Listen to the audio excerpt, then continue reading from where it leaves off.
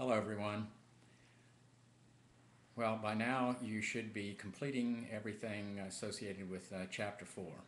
Some of you still have the quiz to take, but then you're done with Chapter 4. And that means that you're done with half of the chapters that are assigned for the course. Well, you're certainly not done with half of the workload for the course, but you are done with half of the chapters that will be assigned. So I wanted to talk with you a little bit and review maybe some of the important things out of chapters 3 and 4. I'm webcamming this up because I don't have my usual production crew here, but hopefully that will work out okay. After completing chapters 3 and 4, hopefully you've got a good idea of the ways in which IFRS and US GAAP are different. And they're different across a number of dimensions. And that would be true whether we were comparing Japan GAAP to US GAAP or China GAAP to US GAAP. These are the dimensions over which you would compare two sets of accounting standards. And the first would be definitional. And we know in two respects, one from the point of view of concepts and from the point of view of just definitions of terminology, that two systems could be different. From there, we move into the more serious components, and that would be recognition and measurement, where the two systems might have different ideas about what an asset is and when it's appropriate to recognize an asset, and then finally, how do you measure that asset?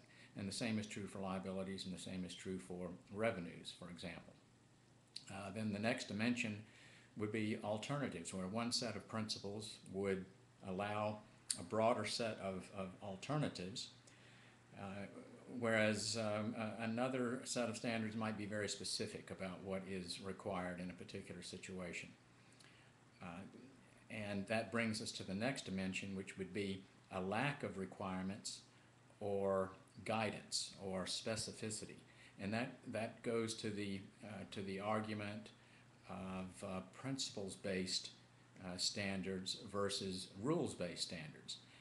And you know that by now that U.S. GAAP has been referred to as a rules-based system, whereas IFRS has been referred to as a principles-based system. And then the final dimension of comparison would be disclosures, and what are required disclosures, and how are those disclosures actually presented in a set of financial statements. Well, in addition to that, hopefully you've gotten familiar with some of the key terms or issues that are key to or associated with the debate about IFRS versus US GAAP. Specifically, I'm talking about things like the Norwalk Agreement, where the FASB and the IASB agreed to cooperate and to try and reduce the differences between accounting standards promulgated by each of those two boards.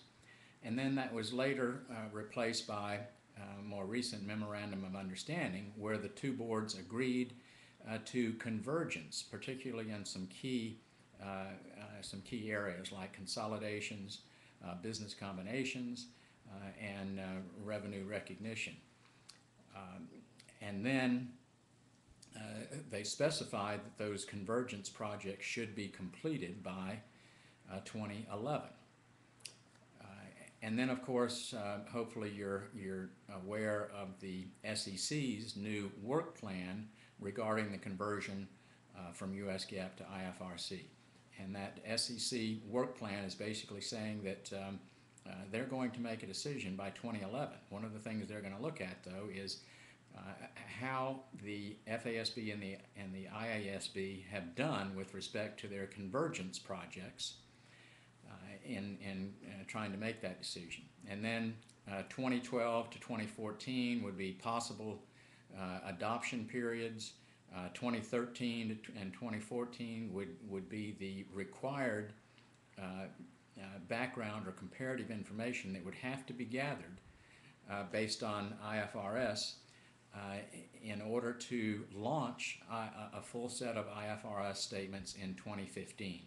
And January 1, 2015 would be the beginning adoption date according to the SEC's new work plan, with possible staggered adoption period from 2015 to 2018. And of course, you're well aware that the certification exam will include questions about IFRS on 2011. So there's progress that's being made, moving us in some ways toward IFRS. Whether that's going to take the form of complete adoption of IFRS or still a convergence of U.S. GAAP and IFRS remains to be seen. But there's a lot of activity being engaged in by the big accounting firms relating to preparing their clients and preparing themselves for a move to IFRS. Well, in Chapter 5, we're going to continue our discussion of international financial accounting standards, and in particular, we're going to look at the development of standards in some of our main trading partners. So we're going to look at China, for example, the fastest growing economy in the world. It's been growing at 8 to 10% for over a decade now. That's an incredible rate of growth, an incredible sustained rate of growth. And as of 2006, the China accounting standards pretty much converged with IFRC. And what they've done is adopted international financial reporting standards, but with one or two little differences. But they have substantially converged their national standards to international financial reporting standards. Japan is in the process of convergence also, with the expectation that they would like to be well along in that convergence by 2011. That's similar to what we're doing with the FASB. Germany requires now that IFRS be used for consolidated financial statements for all listed companies. The UK, one of our big trading partners, also requires the use of IFRS. Mexico, our southern trading partner, as of 2009, have agreed to adopt IFRS and expect IFRS reporting for listed companies beginning with the year ended December 31, 2012.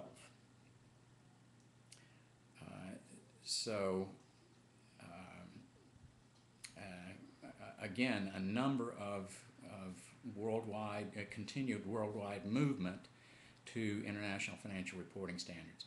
Well, in my opinion, the best way that you can deal with and prepare for what might be coming next with international financial reporting standards is to thoroughly understand and be very knowledgeable about U.S. GAAP. Okay, because in that respect, you're not really learning a completely new set of standards. What you're doing is coming from the basis of a thorough understanding of one set of standards and then looking at how they're different than another set of standards. And so I think that would be your best approach for a couple of reasons. One, we don't know how this transition to IFRS is really going to work. You know, it could be that we in concept adopt IFRS, but in implementation or practicality, we still are using U.S. GAAP. Well, I'll be posting some links to some websites which gives you detailed information about comparing GAAP, U.S. GAAP, and IFRS. Maybe you can take a look at that. And success as we continue our discussions of international financial reporting standards and international financial statements. Talk to you again later.